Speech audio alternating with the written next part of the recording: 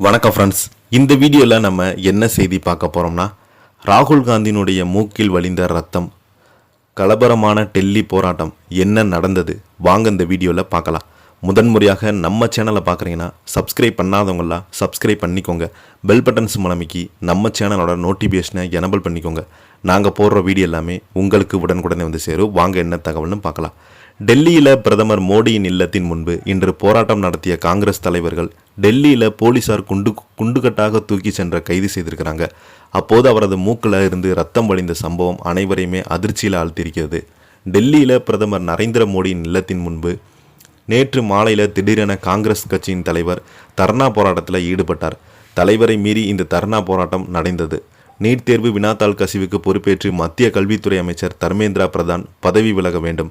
கரப்பான்பூச்சி ஜனதா கட்சியின் டெல்லி ஜைந்தர் மந்தரில் தொடர் போராட்டம். உண்ணாவிரதம் நடத்தியவர்கள் மீது நேற்று நடத்தப்பட்ட தடியடிக்கு பொறுப்பேற்று பிரதமர் மோடி மத்திய உள்துறை அமைச்சர் ராஜினாமா செய்ய வேண்டும் என கோரிக்கை வைத்தாங்க.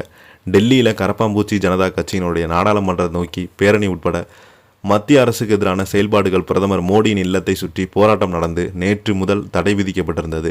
ஆனால் இந்த தடையை மீறி காங்கிரஸ் கட்சி தலைவர்கள் இன்று பிரதமர் மோடியின் இல்லத்தின் முன்பு தர்ணாவில் ஈடுபட்டிருக்கிறாங்க.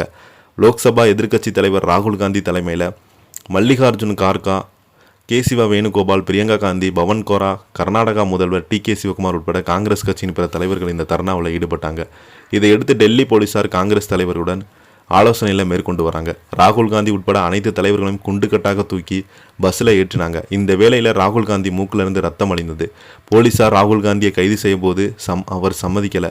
ரோட்டில் படுத்து எதிர்ப்பு தெரிவித்தார். கைகளை இறுக்கமாக கட்டிக்கொண்டு போலீசாரின் கைது நடவடிக்கை எதிர்ப்பு தெரிவித்தார். இது போலீசாருக்கு சிரமத்தை ஏற்படுத்தியது.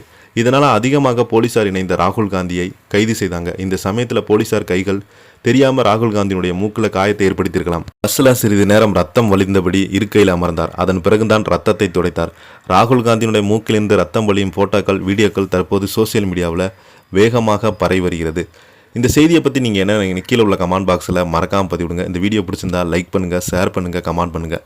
அப்போ தான் நாங்கள் போடுற வீடியோ எல்லாமே உங்களுக்கு உடனுக்குடனே வந்து சேரும். நன்றி, வணக்கம்.